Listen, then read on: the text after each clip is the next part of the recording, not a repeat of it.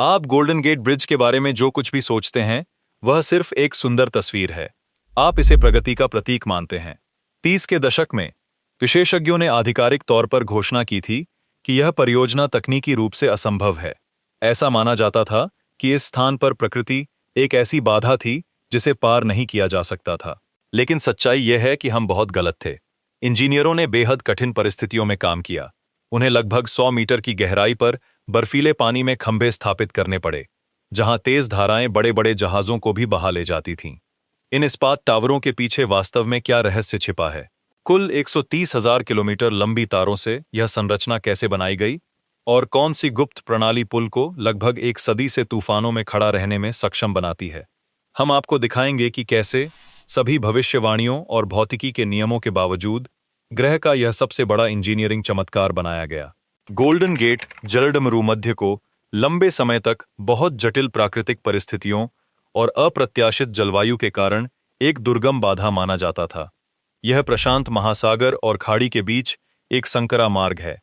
यहाँ पानी की गहराई 100 मीटर तक पहुंच जाती है और धारा की गति एक पहाड़ी नदी के प्रवाह के समान है।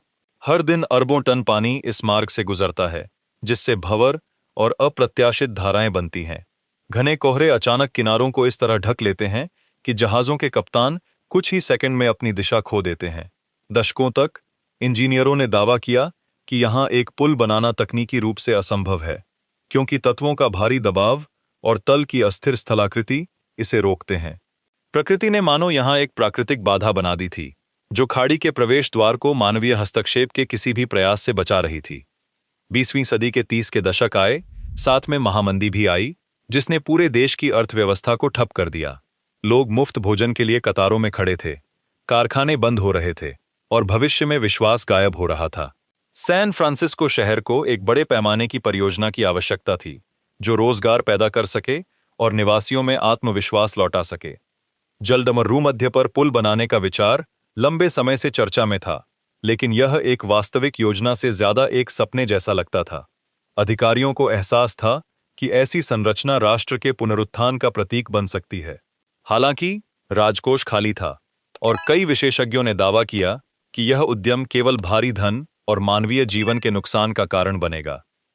इस अवधि में जोसेफ स्ट्रॉस, एक तकनीकी शिक्षा और बड़े दृढ़ संकल्प वाले व्यक्ति, परियोजना के मुख्य समर्थक बने। वह सस्पेंशन ब्रिज के विशेषज्ञ नहीं थे। उनका मुख्य काम ड्रॉब्रिज का निर्माण था, जिससे उनके सहयोगियों के बीच संदेह पैदा हुआ। जलडमरूमध्य पर पुल के उनके पहले डिजाइन को पेशेवर समुदाय में कड़ी आलोचना मिली। विरोधियों ने परियोजना को भारी और तकनीकी रूप से असंभव बताया। उस समय के इंजीनियरिंग समुदायों ने दावा किया कि इतनी लंबी संरचना अपने ही वजन से ढह जाएगी या पहले ही शक्तिशाली तूफान में बह जाएगी। स्ट्रॉस को अपने विचार की वास्तविकता के बारे में दूसरों को समझाने से पहले वर्षों तक बहस और डिजाइन में बदलाव करने पड़े। निर्माण का विरोध केवल वैज्ञानिकों ने ही नहीं, बल्कि प्रभावशाली व्यापारियों ने भी किया। नौका सेवाओं के मालिक, जो वर्षों से जलडमरूमध्य के पार माल का एकाधिकार कर रहे थे, समझते थे कि पुल उन्हें उनके मुनाफे से वंचित कर देगा।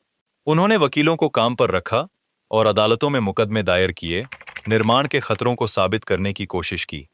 अमेरिकी सैन्य विभाग भी विरोध प्रदर्शनों में शामिल हो गया। अधिकारियों को डर था कि भूकंप या किसी अन्य आपदा से पुल गिरने की स्थिति में मलबा खुले महासागर में बेढ़े के बाहर निकलने को अवरुद्ध कर देगा। इसका मतलब इतिहास के सबसे महत्वपूर्ण क्षण में खाड़ी के भीतर युद्धपोतों का अवरुद्ध होना होगा। दबाव और सरकारी धन की कमी के बावजूद स्ट्रॉस ने अकेले ही काम करना शुरू कर दिया। उन्होंने कैलिफोर्निया की बस्तियों में यात्रा की, किसानों और दुकानदारों को निर्माण के लिए बांड के बदले अपनी जमीन गिरवी रखने के लिए मनाते रहे। यह साधारण लोगों का एक ऐसे व्यक्ति पर अजीब विश्वास था जिसने कुछ अकल्पनीय बनाने का वादा किया था। अंततः निवासियों ने $35 मिलियन के बांड जारी करने के लिए मतदान किया। एक ऐसी दुनिया में जहां बैंक बंद हो रहे थे, साधारण नागरिकों ने एक ऐसी परियोजना में पैसा लगाने का फैसला किया जिसे पागलपन माना जाता था। लेकिन जब पहले मापने वाले उपकरण जलडमरूमध्य के तल पर उतारे गए, तो इंजीनियरों को एहसास हुआ कि असली समस्याएं अभी शुरू हुई हैं। पता चला कि पानी के नीचे कुछ ऐसा छिपा था जिसने सबसे बहादुर बिल्डरों को भी चुप करा दिया। जब पहले निर्माण जहाज जलडमरूमध्य में उतरे, तो श्रमिकों का उत्साह जल्दी ही चिंता में बदल गया। पता चला कि गोल्डन गेट जलडमरू मध्य का तल एक समतल मैदान नहीं, बल्कि नुकीली चट्टानों और गहरी दरारों का एक वास्तविक भूल भुलैया है। यहाँ गहराई 100 मीटर तक पहुंच जाती है और पानी एक तेज ट्रेन की गति से चलता है। दिन में 2 बार महासागरीय जल का विशाल द्रव्यमान संकरे जलडमरू मध्य में घुसता है, जिससे शक्तिशाली भंवर बनते हैं। इंजीनियरों को जल्दी ही एहसास हुआ कि सामान्य मापने वाले उपकरण यहाँ बेकार हैं। उन्हें बस धारा बहा ले जाती थी, जैसे कागज की नावें, तल को छूने भी नहीं देती थी। प्रकृति ने मानो एक अदृश्य दीवार बना दी थी, जिसे मानक तरीकों से भेदना असंभव था। सबसे चुनौतीपूर्ण कार्य पुल के दक्षिणी खंभे का निर्माण खुले पानी में, किनारे से बहुत दूर करना था। नींव रखने के लिए श्रमिकों को उग्र महासागर के बीच में एक फुटबॉल मैदान के आकार का एक विशाल कंक्रीट का छल्ला बनाना पड़ा। यह तूफान के दौरान रेत का महल बनाने की कोशिश जैसा था। बिल्डरों ने कंक्रीट को भारी गहराई तक डालने की कोशिश की, लेकिन लहरें संरचनाओं को उनके जमने से पहले ही तोड़ देती थीं। गणना में जरा सी भी गलती से हजारों टन नींव खाई में फिसल सकती थी, जिससे यह परियोजना शुरू होने से पहले ही समाप्त हो जाती। लेकिन हजारों टन कंक्रीट को तूफानी हमलों के तहत फिसलन भरी चट्टानों पर कैसे रोका जाए?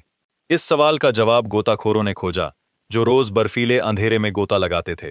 कल्पना कीजिए, आप पर एक भारी तांबे का हेलमेट और अजीब सूट है, और चारों ओर बिल्कुल काला पानी है, जहां आप अपने हाथ भी नहीं देख सकते। श्रमिक अक्षरशः महसूस करके तल तक उतरते थे, आवाजों और अंतर्ज्ञान के सहारे दिशा का पता लगाते थे। उनके पास दिन में केवल 20 मिनट होते थे। ज्वार के बीच एक छोटा सा ठहराव, जब धारा उन्हें सुरक्षा रस्सियों से अलग करने की कोशिश नहीं करती थी। इस बर्फीले अंधेरे में वे डायनामाइट लगाते थे और मिट्टी को समतल करते थे। मानवीय क्षमताओं की सीमा पर काम करते थे। सतह पर हर चढ़ाई एक लॉटरी थी, क्योंकि गहराई में दबाव कुछ ही सेकंड में एक व्यक्ति को मार सकता था। लेकिन महासागर हार मानने वाला नहीं था और पलटवार कर रहा था। एक बार एक शक्तिशाली तूफान ने रात भर में किनारे को निर्माण स्थल से जोड़ने वाले कार्य एस्टाकेड को पूरी तरह से नष्ट कर दिया। भारी इस्पात की बीम पतले तार की तरह मुड़ गईं और महंगा उपकरण गहराई में बिना किसी निशान के गायब हो गया। निवेशक घबरा गए और इस मौद्रिक आत्महत्या को तुरंत रोकने की मांग करने लगे। ऐसा लग रहा था कि परियोजना पूरी तरह से बिखर रही है और जलडमरू मध्य वह सब कुछ थूक रहा है जिसे मनुष्य इसमें बनाने की कोशिश कर रहा है।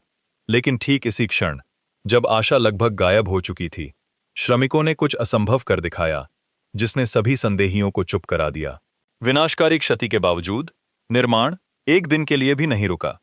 श्रमिकों ने विशेष इस्पात कक्षों का उपयोग करना शुरू किया, जिनके अंदर उच्च दबाव बनाया जाता था ताकि पानी को बाहर निकाला जा सके और महासागर के नीचे गहरे सूखे तल पर काम किया जा सके। यह एक अदृश्य दुश्मन के साथ थका देने वाला युद्ध था, जहां गलती की कीमत सैकड़ों लोगों की जान थी। जब विशाल नींव अंततः चट्टानी तल में मजबूती से पकड़ गई, तो कई लोगों ने सोचा कि सबसे बुरा समय बीत चुका है। लेकिन वे गलत थे। महासागर के तल पर जीत तो बस शुरुआत थी। अब श्रमिकों को ऊंचे आकाश में चढ़ना था, जहां कोहरा और तूफानी हवा का राज था। लोग वहां कैसे काम करते थे, जहां इस्पात की बीम प्रकृति की भारी शक्ति से मुड़ जाती थीं, और उन्हें खाई में गिरने से क्या बचाता था। जब पुल की नींव समुद्री तल में मजबूती से स्थापित हो गई, तो आकाश में चढ़ने का समय आ गया। बिल्डरों ने 227 मीटर ऊंचे 2 विशाल टावर बनाने शुरू किए। उस समय यह दुनिया की सबसे ऊंची इमारतों के बराबर था। इन खंभों को लाखों इस्पात के पुर्जों से सीधे पानी के ऊपर इकट्ठा किया गया था। श्रमिक 70 मंजिला इमारत की ऊंचाई पर थे, जहां हवा इतनी तेज चलती थी कि भारी क्रेनें इधर उधर झूलती थीं। हर हिस्से को गर्म रिवेट से जोड़ा जाता था, जिन्हें इंस्टॉलर एक दूसरे को फेंकते थे और साधारण टिन के डिब्बे से पकड़ते थे। एक भी गलत कदम का मतलब भारी ऊंचाई से गिरना था।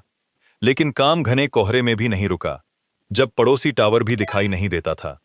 लेकिन इन टावरों को सीधे कैसे खड़ा रखा जाए और संरचना के वजन के नीचे एक दूसरे पर गिरने से कैसे रोका जाए?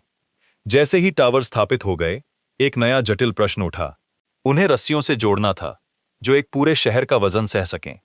ऐसी मोटाई के तैयार तार लाना असंभव था। कोई भी जहाज ऐसा भार नहीं उठा सकता था, और उस समय की क्रेनें वजन को सहन नहीं कर पातीं। इंजीनियरों ने मुख्य तार को सीधे हवा में बनाने का फैसला किया। उन्होंने खंभों के बीच हजारों अलग अलग पतले इस्पात के तार खींचना शुरू किया। विशेष शटल पहिए लगातार एक किनारे से दूसरे किनारे तक चलते थे, एक साधारण पेंसिल जितनी मोटी तार को कसते थे। यह प्रक्रिया महीनों तक चली। हर पहिया तूफानी हवाओं के बावजूद दिन में सैकड़ों चक्कर लगाता था।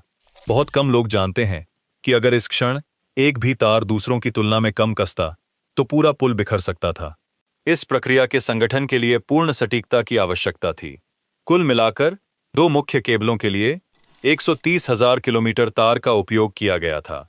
यह मात्रा ग्रह को भूमध्य रेखा के चारों ओर 3 बार लपेटने के लिए पर्याप्त होती। हर अलग तार को अपनी जगह पर ठीक से रखना था।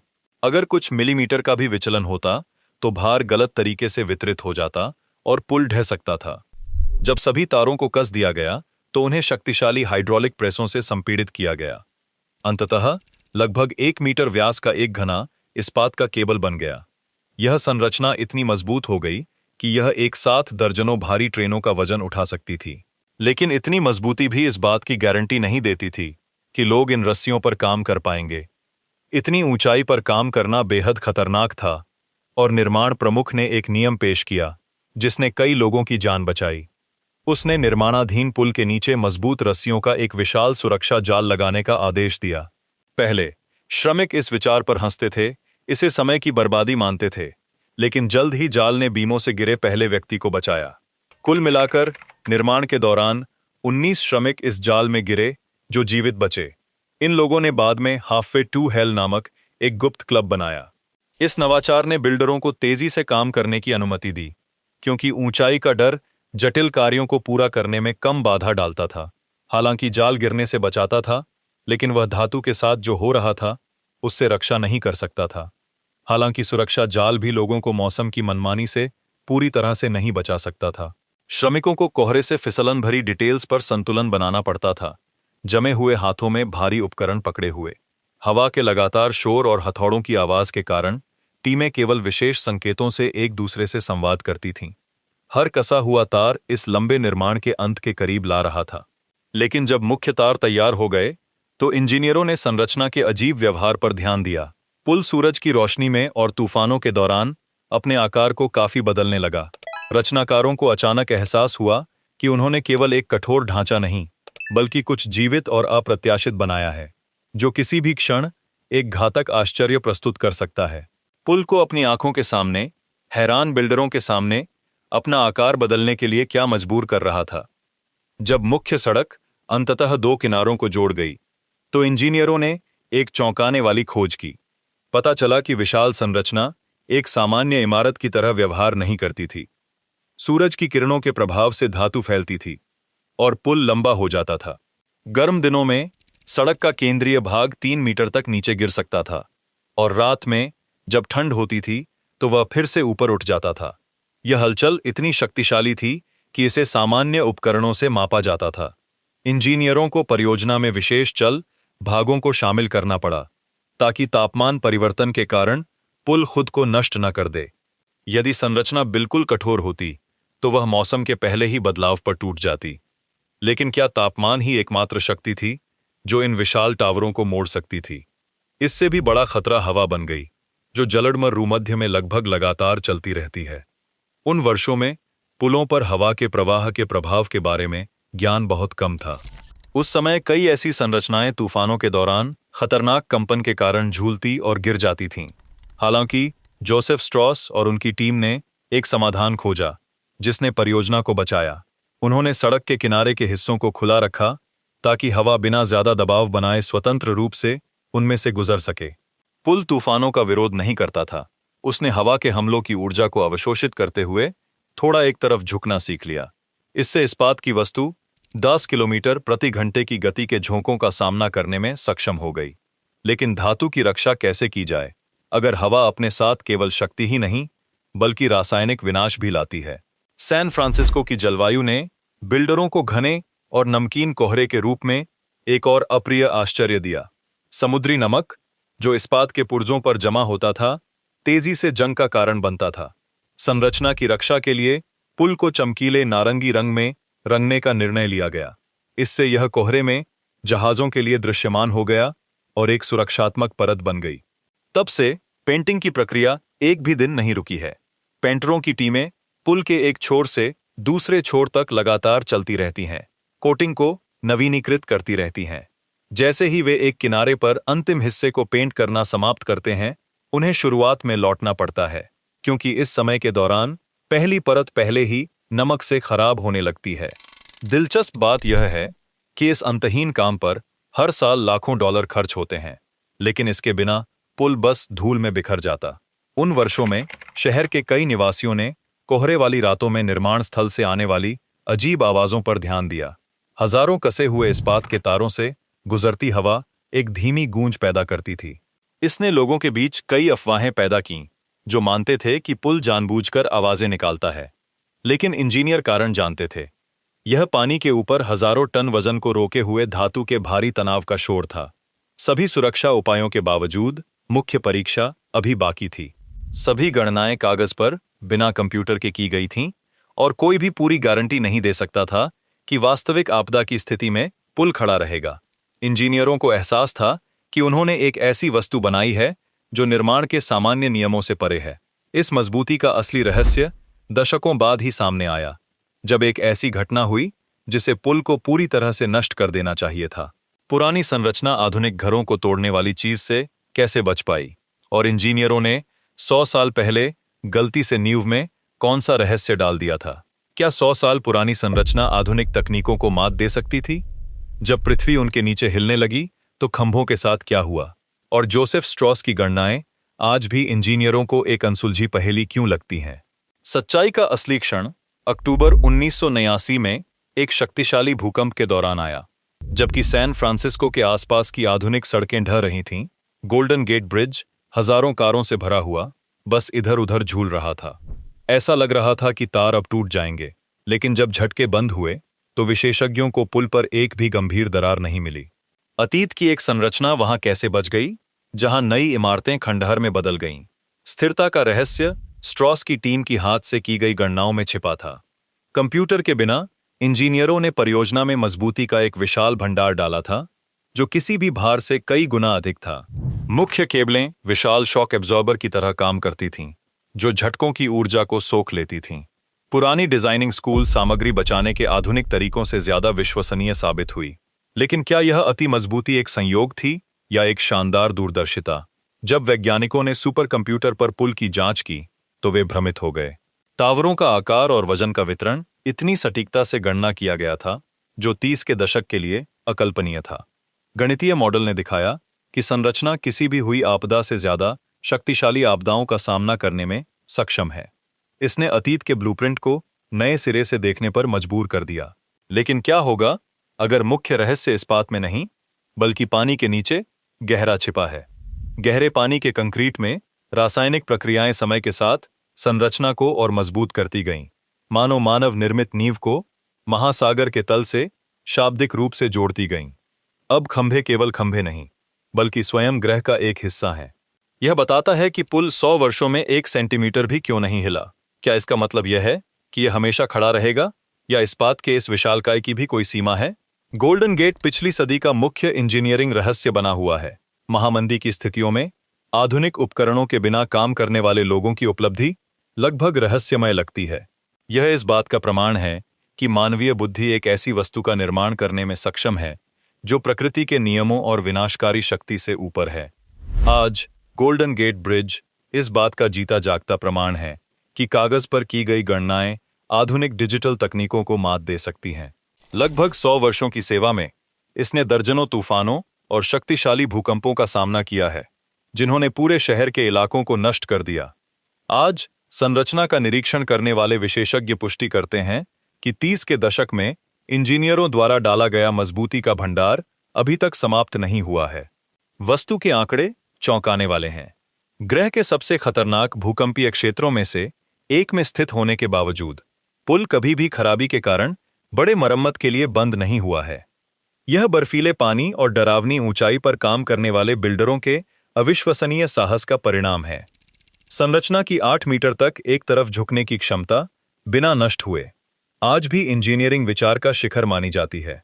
हम अपने सामने मानवीय तर्क की विजय को तत्वों की शक्ति पर देखते हैं। निर्माण का इतिहास हमें सिखाता है कि सबसे साहसिक विचार कठिन समय में पैदा होते हैं। यह पुल लाखों लोगों के लिए मंदी से बाहर निकलने का प्रतीक बन गया। यह याद दिलाता है कि सटीकता और साहस किसी भी तत्व को हरा सकते हैं। आज नारंगी विशालकाय पुल जलडमरू मध्य पर खड़ा है, कोहरे का सामना कर रहा है, जैसे अग्रदूतों के युग का एक मूक प्रहरी। यह उत्कृष्ट कृति प्रशांत महासागर के नमकीन पानी का कब तक विरोध कर पाएगी? इसके 100 मीटर की गहराई पर छिपे खंभे और कौन से रहस्य छिपाते हैं? इंजीनियरिंग जगत अभी भी बहस कर रहा है कि क्या यह सफलता शानदार गणना का परिणाम थी या एक भाग्यशाली संयोग।